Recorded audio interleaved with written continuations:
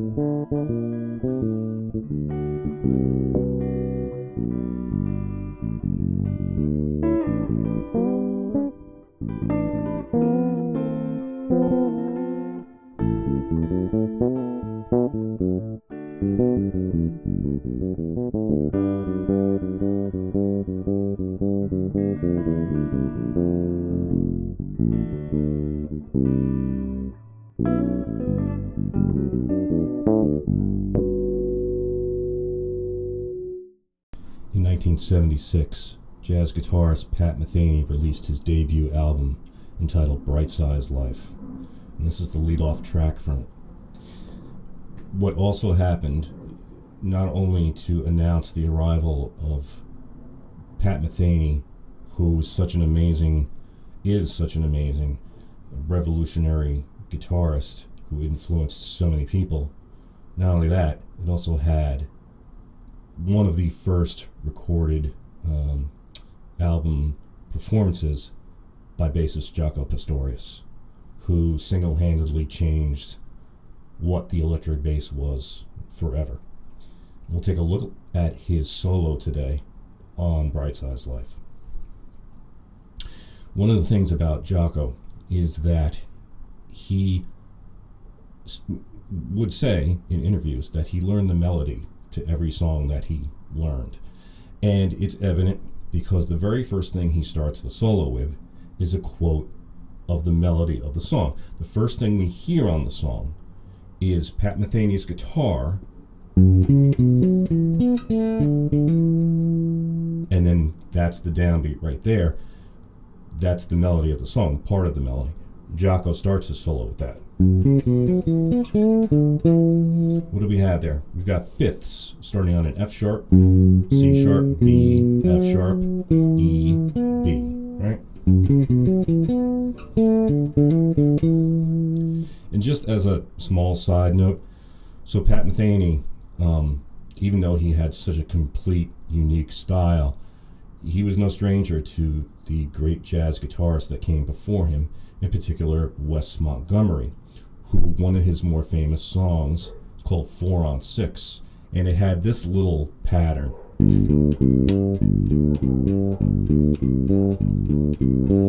As a motif, right? And so I think this is a little bit of a homage to Wes, at least for that little melodic part. Anyway, that's still part of the melody. It's a G major 7 chord, and we're on an E note, the 6th. Go up to a B flat major 7 chord, and he's just playing F, B flat. So we got pentatonic language on the D chord, D over C,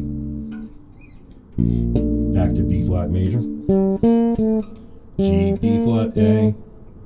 Now we have like a G over A chord.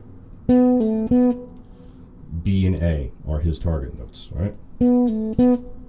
Now we're back to the G major 7.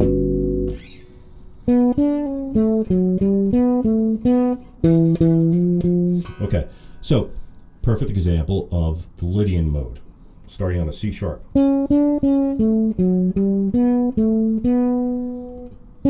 to an F chord, to an F note on the B flat major chord. All right, and that's all leading back to the D chord. But look at this little rake to a G note. Now we're on the D chord. G over B. So he's got portions of the G major 7 arpeggio there. Right. Now, for the B section, we're going to slash chords. We've got G over A. So Jaco plays this. We got pentatonic language from an A note. So A major pentatonic there, but just fragments. Then we move the harmony down a whole step. So we have G over, so we have F over G. All right, let's see those note choices. You notice the big interval gaps there, like, right? That's a wide, and Jaco was a master at, well, everything, but, you know, interval spacing. So he's got that sixth again. It's a D against F over G. So C to B natural, that's part of a Lydian sound on F. Although, if the G is the root, it's F over G, you could think of that as like a G7 sus4, right? G7. There's your F. Sus4 would be a C plus a 9. And now the B natural, right, that's a third of a G7, so. And then there's the B again against that G. So maybe he was thinking in terms of G on that G7. We've got an E minorish sort of A over E chord there, and he starts with some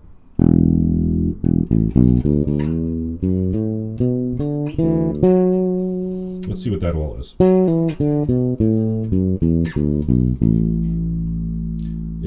It's part of D major pentatonic, isn't it?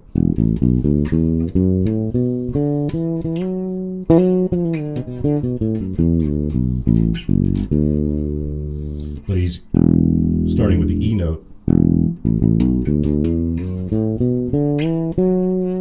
So we have those notes in there. And okay, so that's like a G over A chord. All right. So from there, we're going to go into the second chorus, which is the next A section. So we're back onto the G major 7 again. And what he does is he starts his phrase on the major 7 on an F sharp. And we're going to go like this. F sharp, G, A, B, D, E, F sharp, G.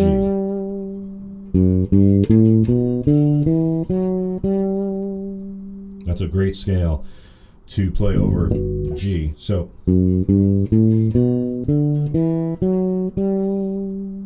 it's sort of pentatonic, but it's got the major 7 in it, right?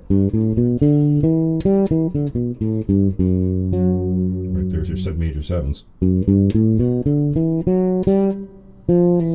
Then it changes to the B flat major 7, and he's just going to move from G down to an F.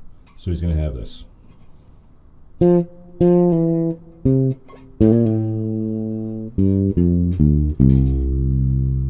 see that? So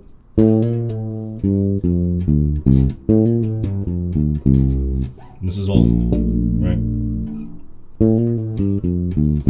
That's kind of like the same thing, the same concept of B flat major pentatonic with the major 7 in. All right, so we're finding something now that maybe we haven't thought of before to use on a major 7 scale.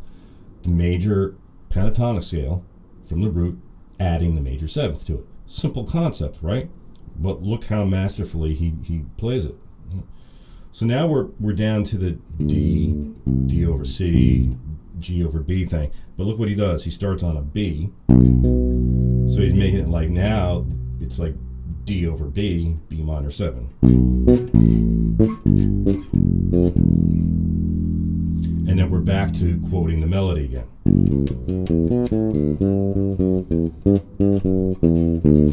B flat major 7.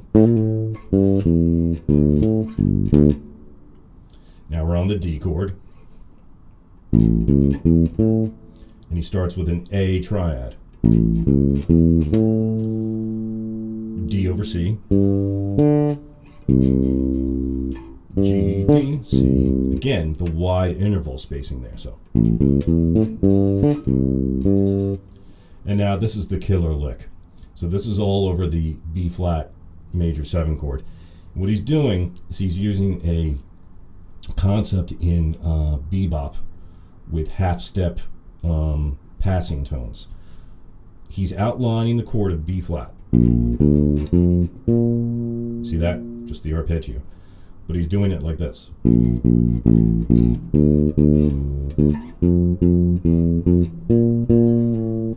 So it's a half step underneath each chord tone. So the B flat and A, right? The B flat's the root. Now we're going to have a D and a C sharp. D's the third. F is the fifth. Back to the octave. Now he deviates from it here. He plays that's a C sharp and a B, because the chord is now G over A, leading back. So there's the third of A and a B natural. Now he goes back to it. So I think he was thinking of an A triad there, and then you get the E, the fifth, and then up to a G note, with the F sharp being a half step lower. See, he did that rake again. See how like most of the ideas in the solo don't just go by once, they always come around again in a different section of the chord harmony? That's brilliant. All right. B flat major, but he's starting on a G. So this sounds like G minor, right? But the chord is B flat. So he went to the relative minor on it. Yeah. That's an A note over the D chord.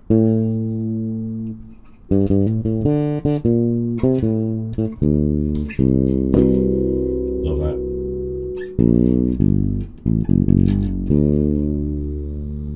Now, Jaco had a sense of humor in his playing, and this is where the playful side of it came out. So when he gets to the bridge, to the B section, you've got that G over A and then that F over G stuff, right? So he starts by playing the open string and then a B and a G. So he's literally outlining the chord. You got the G major sound here with the bass note A. And then he plays a C sharp, Lydian. Now we get the F over G, right? But he goes, now let's look at that. He's got an E and a B flat. So that's like the sound of a tritone, flat 5. But look what he does. I'll show you. Now, if I go like this on the bass, that's a dominant 7 chord, right? I've got an F, an E flat, and an A. So I got root, flat 7, third. Top 2 notes without the root, right? But look what he's doing there. So if I play the roots, hear that sound? So he is kind of side slipping chromatically from F sharp 7, G7, F sharp 7, F7. You see that? but he's doing it with just the top two notes.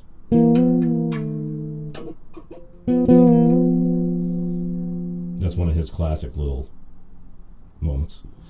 Okay, so now we're on the kind of A over E chord, and he starts with an A arpeggio. So.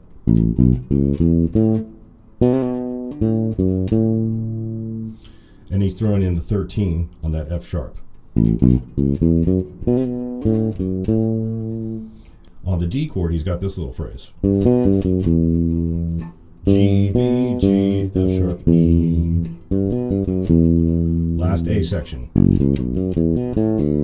Quotes the melody again. 3 against 4. F octave notes over a B flat major chord, right? Who would think of that?